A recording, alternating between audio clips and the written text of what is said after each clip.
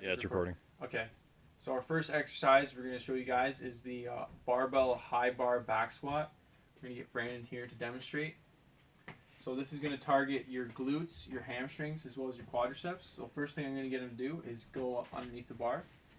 And he's going to want to have the bar resting on his upper traps. And as he unracks the bar, make sure he's squeezing his shoulder blades together to create a nice shelf. And we want to make sure that he's even across the bar there. Okay, so I'm going to get you to unrack it. You step away from the bar. Make sure the weight is on your heels, looking straight ahead. Core is tight. Shoulder blades are pinched back together. And he's going to squat down until he hits parallel. And he's going to come right back up. So that was our demonstration of perfect rep there. We're going to have you do a couple more reps just to show.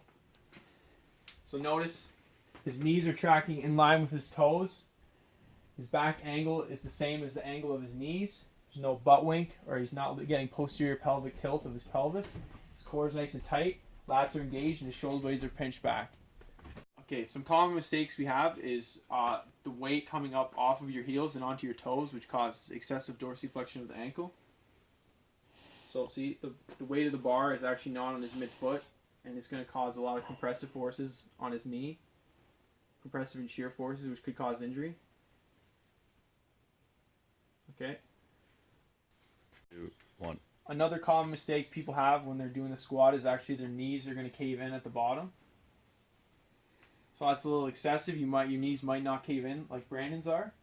But again, that's just going to put a lot of excess stress on your knees. So when you're at the bottom of the squat, it's almost as if you want to imagine pushing your knees out and away.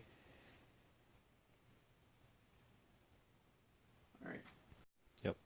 And the next common mistake we're going to try to fix here is actually leaning too far forward at the bottom of the squat, also known as the good morning squat. So Brandon's going to come down, and what's going to happen is his hips are going to shoot up too fast,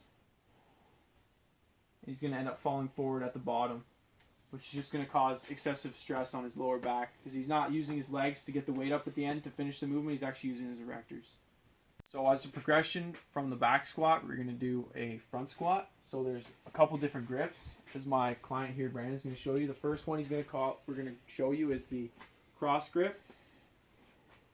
He's going to go over to the bar, and he's going to make a shelf with his arms there. See how the bar is resting across the tops of his shoulders, making a nice shelf. So just go ahead and unrack the bar. A couple reps. Same idea as a squat. You want to make sure our core is tight. But the only difference is you want to make sure keep our elbows high, so they're not falling forward. If obviously they fall too far forward, you're going to drop the weight. 2, 1. Another grip that can be used for the front squat is the front rack position. So what he's going to do is get under the bar, and with keeping his elbows high, he's going to rest the bar across 2 fingers and along his shoulders. Then he's going to perform the same movement as the squat. Keeping the elbows high and in. 2, 1. So the regression for the barbell high bar back squat is actually a box squat. So we're just going to have Brandon here just squat down into a box.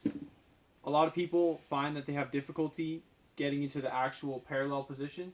So this is to help train that. Also, they have a lot of balance issues when sitting back into the squat. So you want to make sure that when he sits down, same thing, he's getting parallel. All the cues are the same. He just doesn't have to worry about falling backwards. You can actually load this up, same with a barbell or a weight out in front.